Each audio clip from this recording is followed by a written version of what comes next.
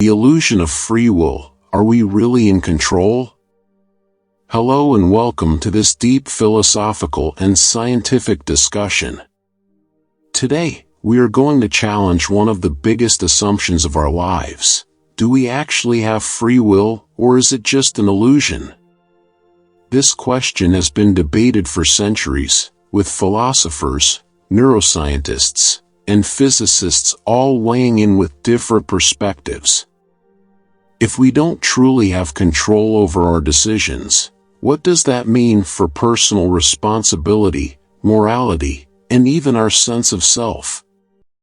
By the end of this video, you might question whether you ever had a real choice in watching it in the first place. Let's begin by defining what free will actually is. Part 1. What is free will? To understand whether we have free will, we first need to define what it actually means. Free will is the idea that human beings have the ability to make choices independently of external or internal compulsions.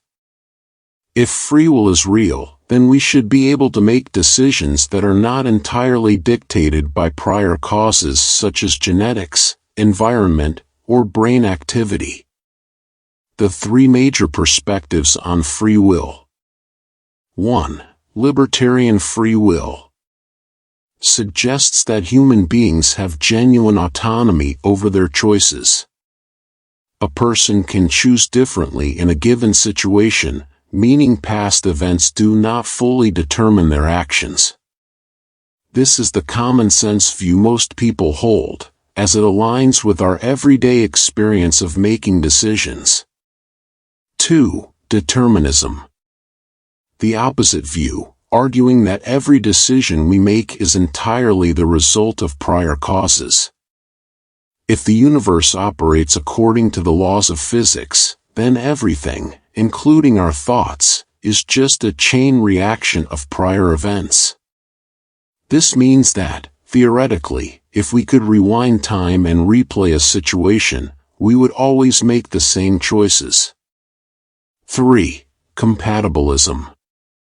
A middle ground, arguing that even if determinism is true, we can still consider our actions as free in a meaningful way. This is the view held by philosophers like Daniel Dennett. At this point, you might be wondering, is there scientific evidence that our choices are predetermined? Let's explore that next. Part 2. The neuroscience of decision-making. One of the strongest arguments against free will comes from neuroscience. Benjamin Libet's experiment, 1983.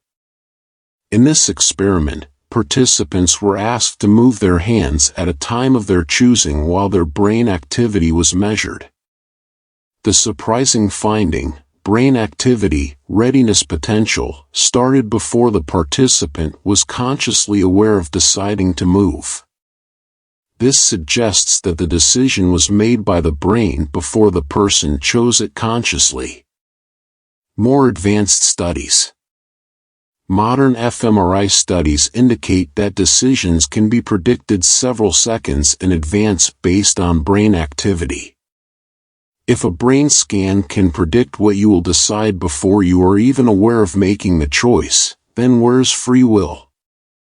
Criticism and alternative explanations.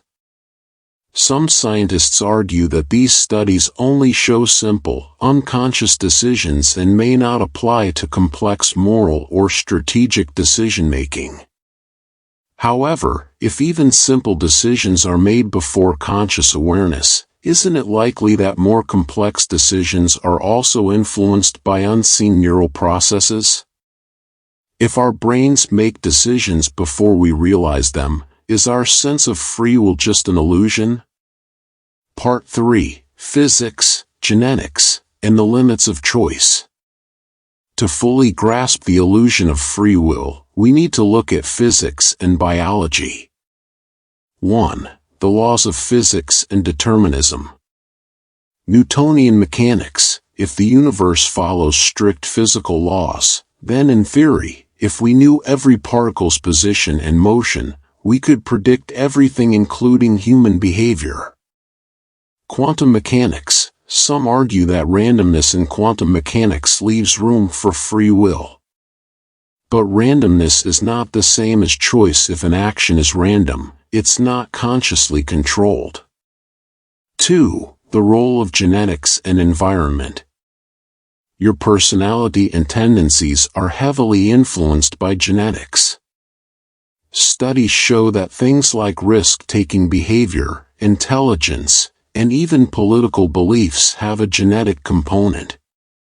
Your environment also plays a major role. Your upbringing, social influences, and cultural background shape your preferences and decisions. So, even if you feel like you are making a free choice, your brain is operating within predefined genetic and environmental constraints. If genetics, environment, and physical laws dictate our actions, do we really have control over anything? Are we in control? So, after all this, where do we stand? The evidence from neuroscience strongly suggests that our decisions arise from unconscious brain processes before we are aware of them.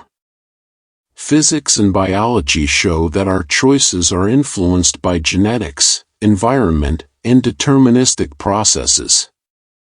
Philosophy offers a compromise with compatibilism, arguing that even if free will is not absolute, we can still consider ourselves responsible for our actions in a meaningful way. What this means for society. If free will is an illusion, should we rethink legal responsibility and morality? Some argue that recognizing determinism should lead to a more compassionate society, where we focus on rehabilitation rather than punishment. Others argue that even if free will is an illusion, we still need to act as if it exists to maintain order and motivation. The grand illusion. Whether or not free will is real, the illusion of free will is powerful enough that we continue to act as though we have it.